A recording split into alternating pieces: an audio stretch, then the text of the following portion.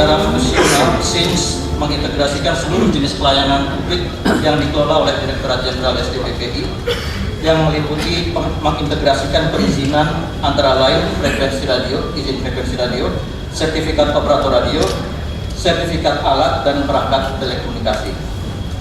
Untuk lebih meningkatkan layanan dalam percepatan, akurasi, efisiensi, dan akuntabilitas dalam penanganan proses perizinan frekuensi radio, dikembangkan sistem perizinan berbasis mesin to mesin yang merupakan pengembangan sistem perizinan yang merupakan amanat dari Peraturan Menteri Kominfo nomor 4 tahun 2015 tentang ketentuan operasional dan tata cara perizinan penggunaan spektrum frekuensi radio.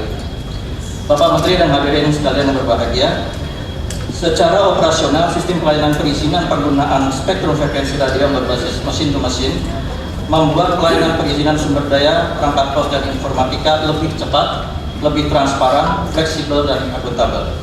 Karena sistem pelayanan end-to-end memungkinkan otomatisasi proses perizinan by system, meminimalisir campur tangan petugas, open standar dan fleksibel, serta memudahkan penanganan data perizinan yang bervolume besar yang terus bertambah.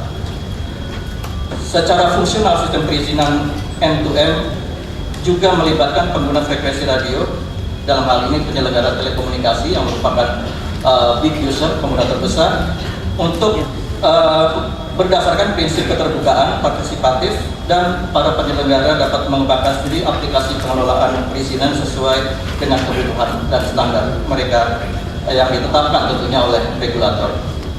Bapak Menteri dan hadirin sekalian yang saya hormati, dalam peresmian sistem perizinan frekuensi radio berbasis M2M pada sore hari ini dihadiri oleh perwakilan dari penyelenggara telekomunikasi seluler serta undangan lainnya dari stakeholder dan mitra kerja Kementerian Komunikasi dan Informatika. Dan sore ini akan dilakukan demo live, real artinya, penggunaan sistem M2M oleh PT Telkom, PT Telkomsel, PT XL Axiata, PT Indosat, PBK, PT H3I, dan PT Smart Friend Telekom yang merupakan pengguna frekuensi radio dalam jumlah yang besar atau biasa kita sebut big users. Demo pada sore hari ini menampilkan kegiatan mulai dari penyampaian data permohonan yang tentunya secara online, kemudian dilakukan technical analysis oleh Kominfo, SDPPI, kemudian penerbitan SPP, surat pembayaran, kemudian dilakukan pembayaran dalam hal ini ke Bank Mandiri melalui internet banking, dan akhirnya penerbitan izin stasiun radio. Dan kami mohon nanti perkenan Bapak Menteri sebagai tanda peresmiannya adalah meresmikan ISR yang dimohonkan hari ini dan diterbitkan hari ini juga setelah melalui pembayaran di Bank Mandiri. Dengan diresmikannya sistem perizinan frekuensi radio berbasis M2M ini, maka permohonan perizinan frekuensi radio di lingkungan SDPPI Kominfo dapat dilakukan melalui 3 cara, yaitu melalui offline, yang tentunya tidak lagi kita banyak rekomendasikan kepada end user, kemudian secara online di lantai 11 bisa dilakukan, dan tentunya mesin ke mesin ini yang sangat kami rekomendasikan untuk dilakukan untuk lebih cepat dan lebih membangun database yang akurat. Demikian Bapak Menteri yang dapat kami laporkan, dan sekali lagi kami menyampaikan terima kasih kepada Bapak, kepada para pejabat yang hadir, khususnya dari KPK dan BKPM, para penyelenggara, operator, atas kehadiran, dukungan, dan tentunya kepercayaan yang diberikan. Dan insya Allah ini akan menjadi semangat dan pemicu bagi kami untuk terus memberikan dan meningkatkan pelayanan perizinan di bidang sumber daya dan perangkat yang menjadi tugas pokok kami. Demikian kami cukupkan laporan kami. Terima kasih. Wassalamualaikum warahmatullahi wabarakatuh.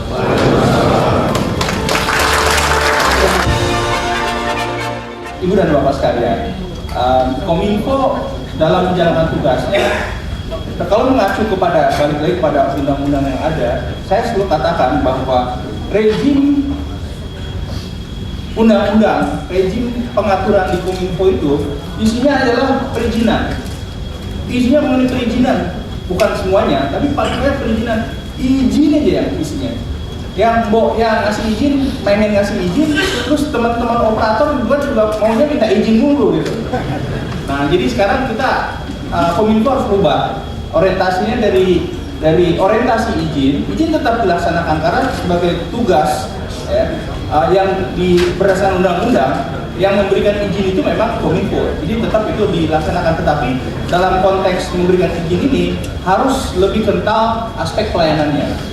Nah, inilah salah satu aspek pelayanan yang dikedepankan oleh Kominfo khususnya SDDPI dalam konteks manajemen frekuensi. Sebetulnya dalam aspek pelayanan bukan ini yang pertama. Kominfo pada akhir Januari mengeluarkan 8 peraturan menteri yang semuanya adalah berorientasi kepada pelayanan. Nomor 1, bagaimana Kominfo mengurangi hari proses perizinan. Kalau yang masih hafal ada 8 peraturan menteri.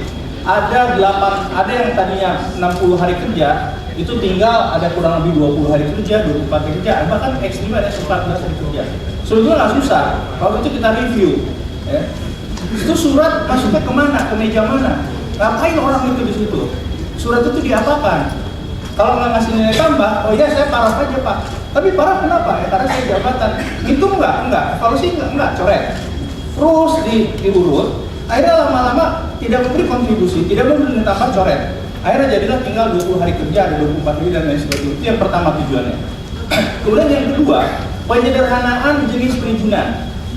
Ibu Bapak di sini mungkin tidak tahu karena kebanyakan kalau komunikasi, tapi kalau proposal pusing itu Pak. Karena apa?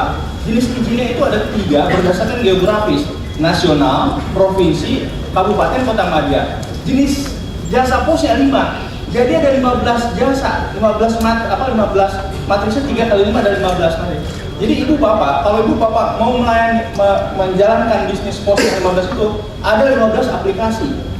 Proses 15, saya bilang untuk apa? Sederhanakan aja, mau yang mana? Keluar suratnya juga begitu.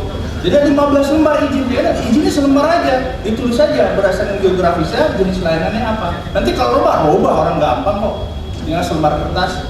Itu yang kedua, bagaimana menyederhanakan jenis perizinan. Ya. Yang ketiga, dilakukan juga empowerment. Artinya tidak semua harus menteri tanda tangan. Saya udah mampu tanda tangan izin-izin tertentu. Untuk apa?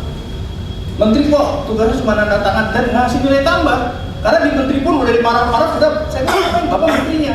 Tapi bisa ngapain? Nggak ngasih nilai tambah ngapain? Tanda tangan aja, lebih baik dirjennya yang tanda tangan. Tapi untuk melaksanakan governance selama setiap 3 bulan, dirjennya lapor ke menteri. Jadi cepat semuanya. Kita coba lakukan percepatan.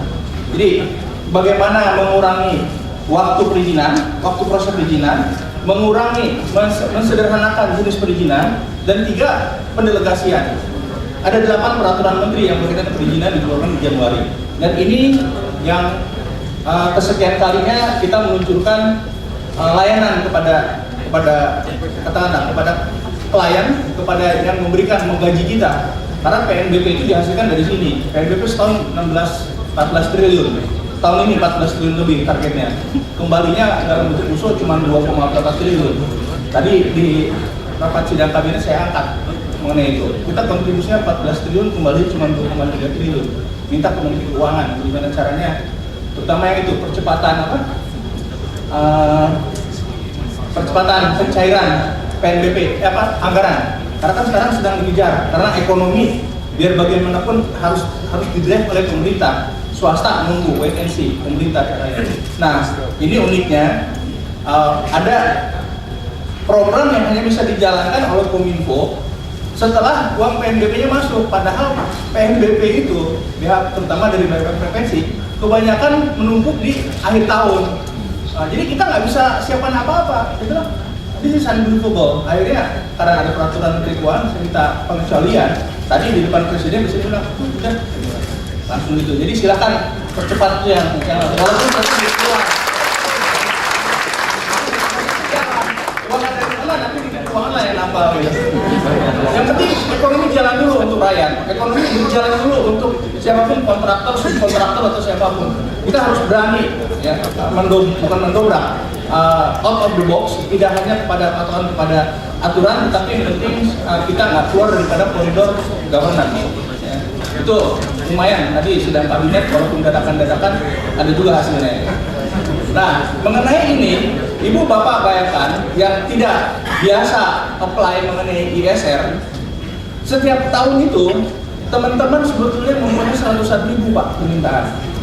Ibu Bapak bayangkan ada ratusan ribu aplikasi. Ya. Sekarang gini aja, jumlah BTS total berapa industri? Mungkin 200.000 kali, tergantung sektornya lagi Pak. Saya dulu bagian yang sana, bagian yang apply gitu. Jadi tahu persis gitu. Dan itu caranya itu dulu, sekarang udah enggak. Dulu itu sampai udahlah pusing-pusing ini vendor. Ya, vendor perangkatnya ada yang ngurus dah. Karena pusing urusannya gitu. Rese. Tapi rese emang. Ini barang rese ratusan ribu Pak. Gimana nggak pusing teman-teman di SDPPI ngurus itu? Belum lagi kan itu istilahnya bukan hanya apply, satu barangnya ada dikasih, enggak. Dia harus lihat juga analisis kemungkinannya interferensi atau tidak. Ya. Kemudian sudah dilihat sudah dipakai atau tidak. Ini ratusan ribu, bayangkan. Total nilainya Pak yang terkait dengan sistem mesin to mesin ini, kalau keseluruhan itu sedikit di atas palingnya 1 triliun Pak Rahmat ya. Nah, kalau di sini ada beberapa operator di user, tadi saya tanya kurang lebih sekitar 85%, karena ada peminta ya, aplikan yang bukan operator, bukan maksud user, yang minta komunikasi radio point to point dan lain sebagainya masih ada. Tapi ini aja sudah present 800, mungkin 850 miliar, 800-900 miliar lah. Jadi saya ucapkan terima kasih kepada teman-teman operator yang berpartisipasi. Memang tidak mudah, karena di teman-teman operator juga merubah mindset Pak. Yang tadinya bisa lewat operator, kirim orang, ya karena dari kantornya bisa tahu saya mau di daerah mana, mau frekuensi dari mana ke mana, kira-kira di sebelah mana, tergantung perangkat operasional saya aja. Yang kasihan vendor lagi nggak laku sekarang di sini Pak. Nggak apa-apa, vendor kan bukan ngurus frekuensi urusannya, vendor ya dagang maksudnya kan. Jadi saya ucapkan terima kasih kepada teman-teman khususnya operator, big user semuanya, dan terlebih kepada teman-teman SDPPI, Pak Rahmat, CS, anak buahnya nih Pak Tata semuanya yang sudah jungkir balik, yang saya kejar-kejar terus, ayo mana. Dan ini salah satu model sebetulnya, kalau boleh kita katakan, ini salah satu model dari e-commerce, ya, tetapi bukan yang sifatnya retail. Karena kita e-commerce macam-macam, karena ini sudah lengkap dengan payment system. Kalau e-commerce yang retail, kita masih nunggu Bank Indonesia untuk menetapkan payment sistem maupun switchingnya siapa. Di sini kita sudah tidak. Teman-teman semua, sekali lagi saya ucapkan terima kasih kepada teman-teman operator dan mobil khusus kepada teman-teman SDPPI yang jungkir balik. Saya yakin menyiapkan ini. Pesan saya, ya, karena ini stake-nya besar, 1 triliun, ya. Karena ini juga besar, lebih ratusan ribu. ISR, link atau apapun bentuknya, coba lakukan semacam tes secara berkala. Jangan sampai nanti kita udah jalan ternyata ada yang entah programnya bukan error ya, tapi ada sesuatu hal. Jadi kita lakukan secara rutin tes ya 3 bulan sekali untuk memastikan bahwa sistem itu berjalan dengan baik sesuai dengan yang direncanakan. Itu titip saya kepada teman-teman. Masih banyak PR kita untuk melayani masyarakat, untuk melayani operator, karena tugas kita sebetulnya memang melayani operator, bukan operator melayani kita. Wabillahi taufiq wal hidayah. Wassalamualaikum warahmatullahi wabarakatuh.